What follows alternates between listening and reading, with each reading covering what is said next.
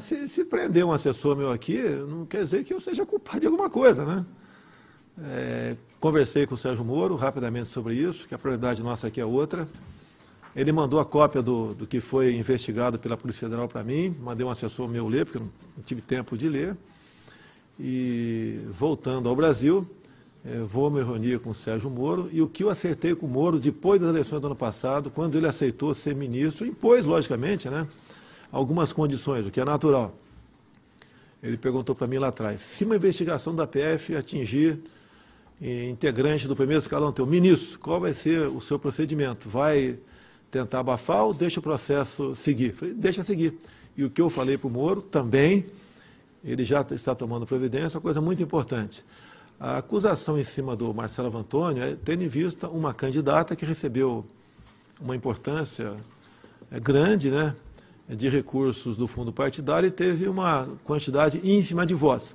A mesma coisa, ou mais grave, acontecendo em quase todos os outros partidos. Então, o que eu falei para ele, determino a partir de agora, que determine a Polícia Federal que investigue todos os partidos onde candidatas receberam recursos enormes, grandes, e tiveram uma votação bastante pequena. Então, tem que valer para todo mundo. Não ficar fazendo pressão em cima do PSL para tentar me atingir. Hoje mais cedo saiu a primeira parte da parceria entre a revista Veja e o portal The Intercept, com os diálogos vazados entre Sérgio Moro e a Força Tarefa da Lava Jato. É uma grande reportagem, ela é bastante completa, e aqui você tem uma noção mais aprofundada da dimensão do tipo de conluio, do tipo de participação que o Sérgio Moro teve com a Lava Jato, com o Ministério Público e com os procuradores. É evidente que isso tem preocupado o Sérgio Moro e a sua equipe, e o seu pessoal, e quem apoia também o Sérgio Moro e o governo Bolsonaro.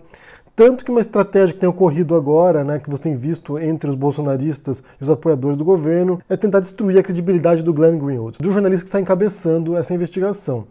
O que eles têm feito agora, essa semana, e é um esforço patético desse grupo, é mostrar que o Glenn não é premiado como ele diz que ele não ganhou o Pulitzer, que é o principal prêmio de jornalismo do mundo, não apenas dos Estados Unidos, mas do mundo, que ele não ganhou o Oscar. Para contestar isso é simples, é muito fácil. 2 dias atrás, o The Guardian, o jornal que publicou as reportagens que o Glenn Greenwald ajudou a investigar em relação à NSA, publicou um artigo criticando agora o uso que o governo tem feito da Polícia Federal para perseguir o Glenn. Então eles fizeram uma reportagem lá chamada Outcry After Report Brazil Plans to Investigate Glenn Greenwald. Indignação depois que foi reportado que há planos do Brasil para investigar Glenn Greenwald. E tem um trechinho aqui que diz o seguinte, olha. Greenwald, que vive no Rio de Janeiro, ganhou um prêmio Pulitzer por liderar as reportagens do The Guardian sobre a espionagem da NSA revelada por Edward Snowden, antes de cofundar o site Intercept em 2014. Isso aqui é o jornal The Guardian falando isso. O jornal The Guardian, que ganhou o prêmio Pulitzer em colaboração com o Washington Post e que teve a reportagem liderada pelo Glenn Greenwald. Ou seja, embora no site do Pulitzer você encontre lá a premiação para o The Guardian e para o Washington Post, o jornalista que estava liderando essa investigação era o Glenn Greenwald, então ele foi o ganhador do Pulitzer, e isso está numa reportagem do The Guardian. Então, prosseguindo, vamos analisar aqui o tema de hoje, né, que é essa publicação da Veja, a matéria de capa da Veja dessa semana, que tem uma reportagem tremenda aqui, imensa, e eu quero ler alguns trechos para vocês aqui, terem uma noção do que eles estão falando e da seriedade do assunto. Então eles falam sobre os vazamentos das informações, né, os dados publicados pela Intercept, e agora essa parceria com a Veja, e eles falam o seguinte aqui, né, que essas conversas mostraram que, no papel de magistrado, Moro deixou de lado a imparcialidade e atuou ao lado da acusação. As revelações enfraqueceram a imagem de correção absoluta do atual ministro Jair Bolsonaro e podem até anular sentenças. Depois eles falam que é um material enorme, né? Mais de 1 milhão de mensagens, totalizando um arquivo com mais de 30 mil páginas. A Veja com a Intercept analisaram quase 650 mil mensagens. Palavra por palavra, as comunicações examinadas pela equipe são verdadeiras e a apuração mostra que o caso é ainda mais grave. Moro cometeu, sim, irregularidades. Fora dos autos e dentro do Telegram, o atual ministro pediu a acusação que incluísse provas nos processos que chegariam depois às suas mãos, mandou acelerar ou retardar operações e fez pressão para que determinadas delações não andassem. Além disso, revelam os diálogos, comportou-se como chefe do Ministério Público Federal, posição incompatível com a neutralidade exigida de um magistrado.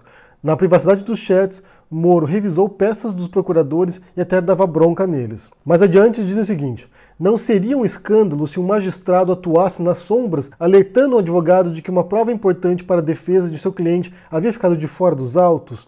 Pois isso aconteceu na Lava Jato, só que em favor da acusação. Então essas conversas demonstram que o juiz, o Sérgio Moro, tinha um lado e o lado era contra os réus. O lado era a favor da acusação. Era para incriminar e prender e condenar essas pessoas. Mas adiante dizem o seguinte aqui: o papel de líder da Lava Jato em Curitiba é exercido em diversas oportunidades pelo ex-juiz. Em mais de uma ocasião, Moro aparece nos chats do Telegram interferindo na agenda dos procuradores da Força Tarefa, outra atitude que gera suspeição de qualquer magistrado. E eles prosseguem: dentro de uma visão simplista, a estratégia parece um golpe de mestre do juiz para não deixar um bandido escapar da justiça.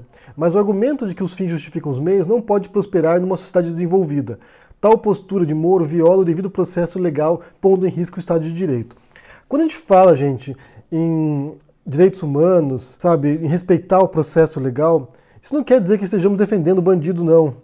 Se você tiver um psicopata, um serial killer que matou 50 pessoas, você aí vai querer que ele seja julgado de maneira justa. Porque esse tipo de defesa, de um julgamento justo, não é para o psicopata, não é para o criminoso, não é para o assassino, é para você também.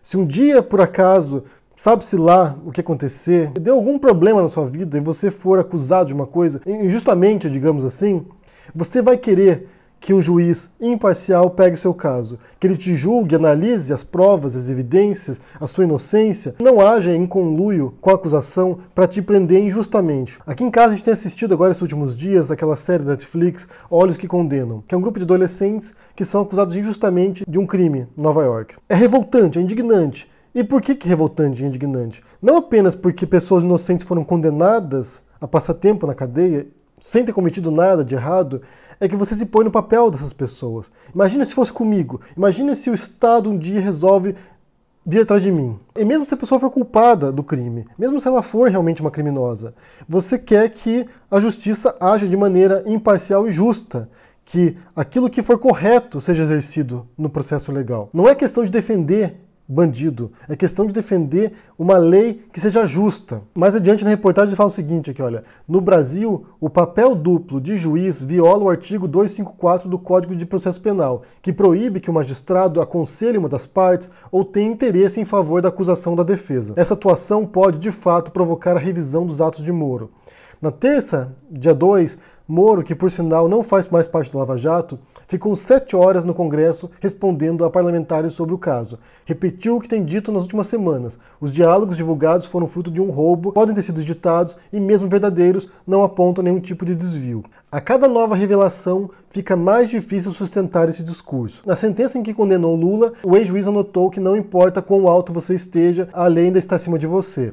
A frase cabe agora perfeitamente em sua situação atual. Levado ao Ministério da Justiça para funcionar como uma espécie de esteio moral da gestão Bolsonaro, ele ainda goza de uma grande popularidade, mas hoje depende do apoio do presidente para se manter no cargo. Independentemente do seu destino, o caso dos diálogos vazados representa uma oportunidade para que o país discuta os excessos da justiça e o fortalecimento dos direitos do cidadão. Um país onde as instituições funcionam não precisa de nenhum super-homem. E aqui eles contestam nessa defesa recorrente do Sérgio Moro, né? Porque é o que ele tem dito, né? Ele foi na Câmara, ele foi no Senado, e a retórica dele é justamente essa: que ele não fez nada de errado e que se ele fez alguma coisa, né, se esses diálogos forem autênticos, que ele não reconhece a autenticidade, mas se forem autênticos, que não tem nada demais lá, que ele não cometeu nenhum crime, que ele não cometeu nenhum ilícito, e tem batido na tecla do hackeamento, né, que na verdade isso aqui foi obtido de modo ilícito e esse é o problema. O problema não são os diálogos, o problema é o modo como foram obtidos, o que contraria já o que ele disse anteriormente em relação ao grampo telefônico que ele fez da Dilma e do Lula, e que ele vazou, né. Naquela época ele disse que o que importava era o conteúdo dos diálogos, não o modo como foram obtidos. Eu vou deixar para vocês no comentário fixado aqui a reportagem da Veja, leiam porque ela é muito completa, tem lá os diálogos, tem algumas considerações da Veja. E onde entra o Faustão nessa história, né? É o título do vídeo, onde entra o Faustão nessa história. Vou ler o trecho da Veja que fala sobre isso. Em 7 de maio de 2016, Moro comenta com Dallagnol que havia sido procurado pelo apresentador Fausto Silva. Segundo o relato do juiz, o apresentador o cumprimentou pelo trabalho na Lava Jato, mas deu um conselho. Ele disse que vocês nas entrevistas ou nas coletivas precisam usar uma linguagem mais simples, para todo mundo entender, para o povão. Disse que transmitiria o recado. Conselho de quem está há 28 anos na TV. Pensem nisso. Procurado pela Veja, Fausto Silva confirmou o encontro e o teor das conversas entre ele e o Moro. Então aqui você tem o Faustão confirmando parte desses diálogos, parte dessa interação entre o Moro e o Dallagnol. Isso também já foi confirmado pelo Correio Brasiliense, por outros procuradores que disseram que estavam em alguns desses grupos do Telegram, que presenciaram esse material aí, esses diálogos, essas interações, e um deles conseguiu baixar os arquivos e confirmou a autenticidade das conversas. E além disso também teve um artigo do El País que comparou as conversas que houve entre as procuradoras e encontrou um artigo de uma das procuradoras no qual dizia um conteúdo muito parecido com o que estava presente nos diálogos do Telegram. Então, aos poucos, tem surgido pessoas aqui, como o Faustão, por exemplo, né, como o Fausto Silva, que vão gradualmente confirmando a autenticidade desse material e a veracidade dele. O que é importante para contestar essa defesa do Moro e do Dallagnol, que não tem nada de errado, que não ocorreu e que não se pode verificar e que não se pode confirmar isso. O que agrava a situação, na verdade, porque tanto o Moro quanto o Dallagnol, quanto outros procuradores disseram que eles apagaram o Telegram depois que surgiram esses vazamentos e também apagaram as mensagens. Ou seja, eles não apenas perpetraram atos ilegais e imorais e antiéticos no Telegram, violando a imparcialidade do juiz, realizando esse conluio entre a Procuradoria e o juiz, como eles estão destruindo provas também. Eles estão ocultando o que eles fizeram. Isso é muito grave também, isso é muito sério. Isso acrescenta nessa lista de irregularidades. É muito curioso você ter o Faustão ali, o apresentador de TV, servindo como agora um dos pilares para sustentar que essas mensagens são autênticas. O Ministério da Justiça emitiu uma nota à imprensa negando isso aqui, negando alguns dos fatos apresentados pela Veja, dizendo que não foi bem assim, certas coisas não ocorreram daquele modo. Você tem, por um lado, negando a autenticidade das mensagens e, por outro lado, justificando algumas mensagens que estão ali, né? Aquela coisa. Não sei se é verdade, mas se for verdade, estou agora negando, refutando isso. Como o Moro fez em relação ao MBL também, se vocês se lembram, dias atrás. Chamou os meninos do MBL de tontos e depois disse que não lembrava, mas se fosse verdade, pedia desculpas. Hoje de manhã também o Bolsonaro se manifestou, se pronunciou e disse o seguinte aqui: pretendo domingo não só assistir à final do Brasil com o Peru, bem como, se possível, e a segurança me permitir, iremos ao gramado, né? Iremos ele e o Sérgio Moro. O povo vai dizer se nós estamos certos ou não. Ou seja, agora ir a um estádio de futebol é uma medida para avaliar se algo é justo, correto e ético ou não. A população agora vai julgar se os ritos jurídicos estão sendo seguidos pelo Sérgio Moro, foram seguidos pelo Sérgio Moro enquanto juiz da Lava Jato. Não importam mais as leis, não importa mais a ética, não importam mais as regras. O que importa é o povão no estádio de futebol aclamando o Sérgio Moro. Para você ver o grau de boçalidade desse Bolsonaro, né? Realmente é uma pessoa que não compreende o cargo dele, a posição no qual ele se encontra e quais são os compromissos que ele tem com o Estado de Direito, com a Constituição, com as leis, com a democracia. Torcedor em estádio, gente, não é a legislação, não é a lei, não é o código de ética de um juiz. Quem tem que avaliar se o Moro errou ou acertou, se ele fez algo irregular ou não, não é povo no estádio. E por fim, aqui para concluir, como eu coloquei nesse vídeo no começo aqui, que talvez seja também outro caso de irregularidade que deva ser analisado, também foi publicado um artigo na Folha de São Paulo chamado Moro vazou para Bolsonaro, um artigo de Rubens Valente. E é um artigo interessante porque aqui você também vê mais uma coisa somada a essa série de escândalos envolvendo o Moro e o Bolsonaro e a Lava Jato e tudo mais, né? O que o Rubens Valente fala nesse artigo? Então o que ele diz aqui? Em entrevista coletiva no Japão, no dia 28, Jair Bolsonaro disse que o ministro Sérgio Moro lhe deu acesso privilegiado a dados do inquérito sobre os laranjas do PSL. Aqui tem a citação do Bolsonaro. Ele, Moro, mandou a cópia do que foi investigado pela Polícia Federal para mim. Mandei o assessor meu ler porque eu não tive tempo de ler. Ocorre que a investigação tramita sob segredo na 26ª Zona Eleitoral de Minas Gerais. Surgem aqui dúvidas éticas e legais. Bolsonaro foi além. Revelou que determinou a Moro que, por sua vez, iria determinar a PF que investigue todos os partidos, com problemas semelhantes.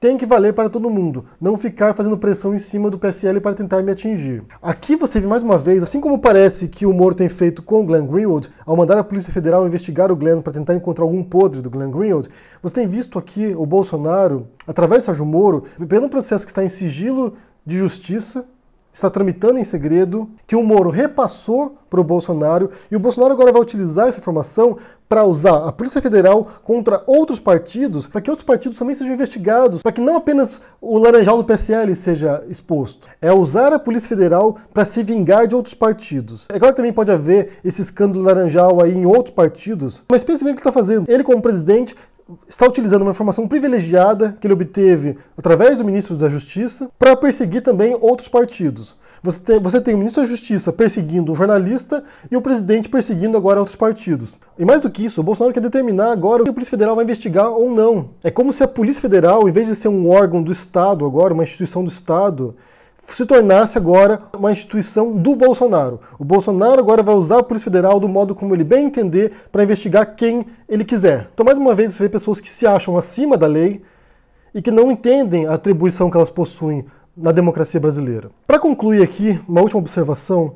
Essa reportagem da Veja, que sai essa semana agora, a matéria de capa da Veja, ela pode ser a mais impactante que já saiu até agora sobre a Vaza Jato. Por quê? Porque a Veja é uma revista que dialoga com a demografia que apoia o Sérgio Moro. A Veja foi uma das responsáveis por criar essa imagem do Super Moro, para criar a imagem desse homem íntegro, inabalável, que enfrenta a corrupção, consolidou essa imagem, consolidou também o antipetismo no Brasil, foi um dos veículos que criou essa onda antipetista no Brasil. Então agora, se tem a Veja percebendo o erro, percebendo o equívoco e encampando uma missão de revelar quem é o Sérgio Moro agora, de como ele utilizou do papel dele como juiz para ser parcial, para manipular o processo judicial, pode chegar a pessoas que não seriam afetadas pela Folha, pela Intercept ou por outros canais de comunicação.